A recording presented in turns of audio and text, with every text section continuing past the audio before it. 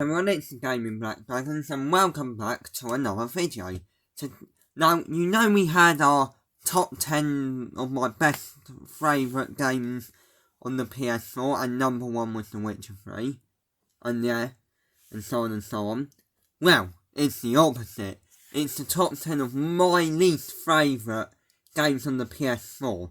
Now, not every game on this list is bad, but some of them are on here because of their bad launches and what it was like.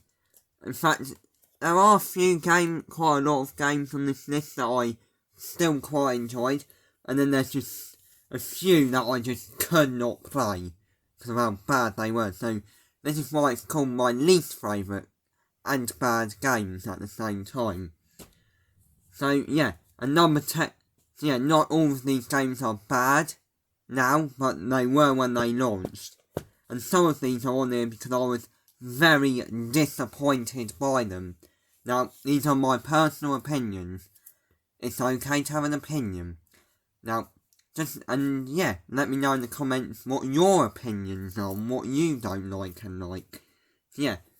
Anyway, let's get in. So, in number 10, this game is not bad now, and I've got a creative series on it now.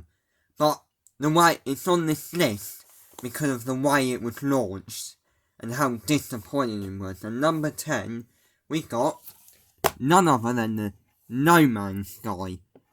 And yeah, or more like No Man's Sky. Because at release in 2016, it was just absolutely just awful and disappointed. I mean, the first 2 hours of it was good, and then you just realised just how repetitive it was. I was running into glitches, but luckily with a few patches it's kind of good now, so that's why it remains so low down on the list, and I'm actually enjoying the game now. But yeah, the release and the false advertising and the lies at the time, that's what's putting this game at number 10. So yeah, number 10 is No Man's Sky. So yeah, in at number 9 is a game that I actually quite enjoyed, but once again it just got quite boring, it just felt quite empty. But no, I still enjoyed this one, and it is, at number 9, is Rage 2. It's quite a good game. I'd say you should check it out, it's playable. But, like I said, it did feel empty and that. And I still quite enjoyed it, and the open world was beautiful. But like I said, repetitive at some points. And, just felt dull. And yeah, loads of issues as well regarding it. No, still means I kind of enjoyed the game, but still not the best game I've ever played.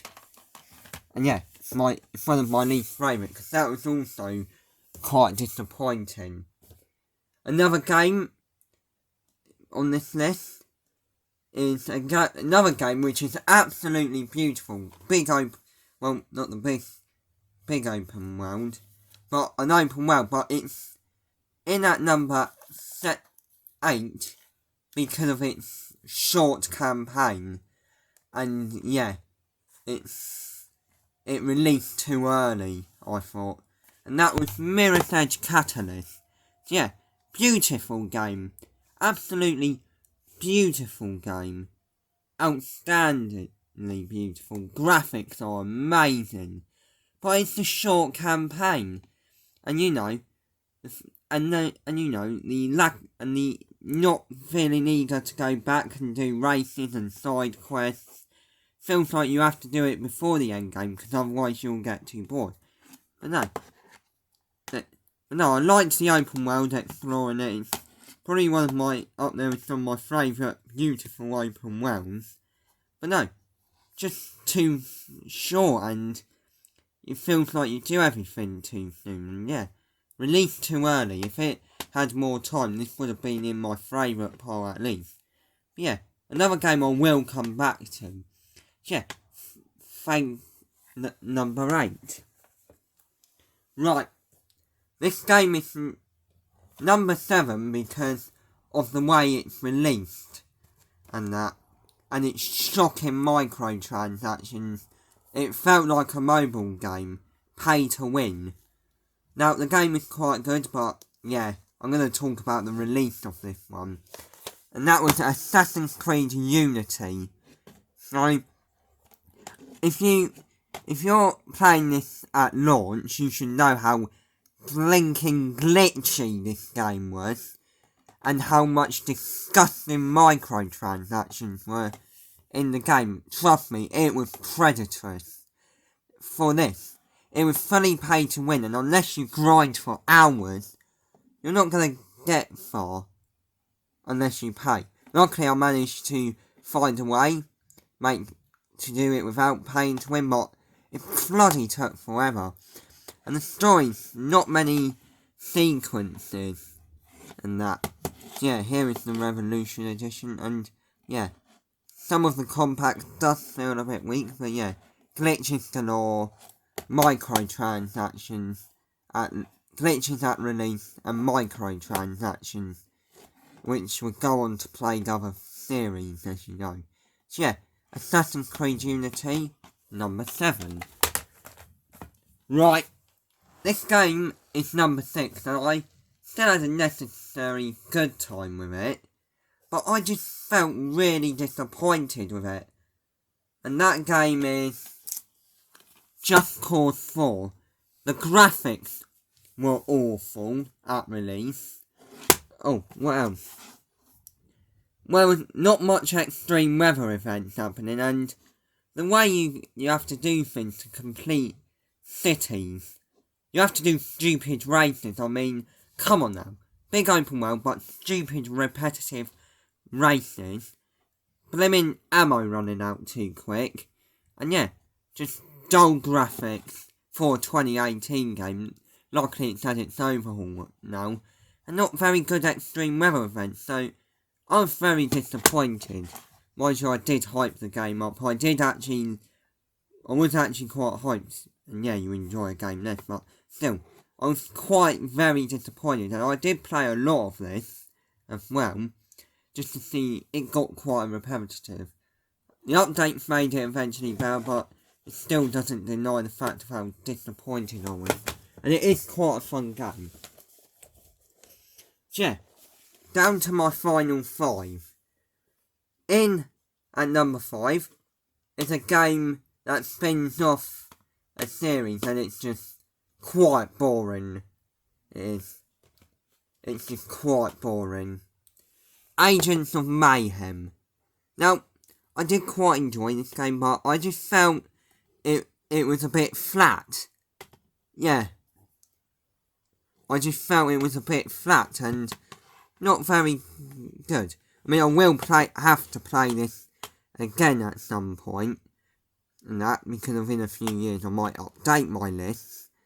But yeah, boring characters, like, except from the Johnny Gat DLC, which I quite enjoyed. That was the only bit I felt was quite entertaining. I mean, some of it didn't pay off, and some of it did. So yeah, if you want a good spin-off to a Saints Row series, this ain't the best game for it. And that's why it's number 5. Anyway, up next at number 4. Now, I quite liked this game again. This is why it's just my least favourite. Wait until you get down to the last 3 though. Because the last 3 are just shockingly bad games. Well, not all shockingly. In at number 4, and you can agree with me on this, was another just very repetitive, very boring game upon release. Mafia 3. Except from the storyline, I just thought there was not much going for it. The side activities were repetitive, you had to do the same thing over and over again. The graphics were shockingly downgraded. Yeah, just not much good on release day. And that. And yeah, I did try and get into it as much as I could.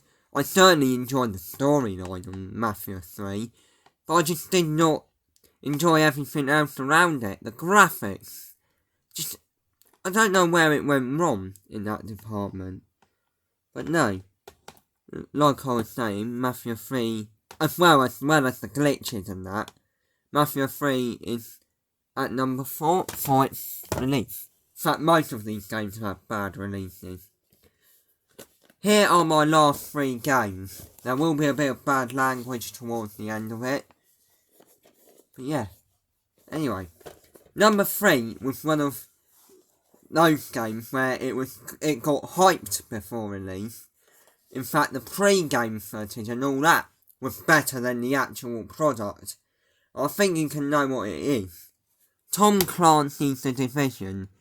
Glitchy, boring, and just the fight just lacking in what it was supposed to do. Like, I tried to get into this, but I could not. Stupid advertising before the game. Like, where are the 3 multiple dark zones? You only had one. The map was decreased before release. And I look at the pre-release footage in E3 from those E3s.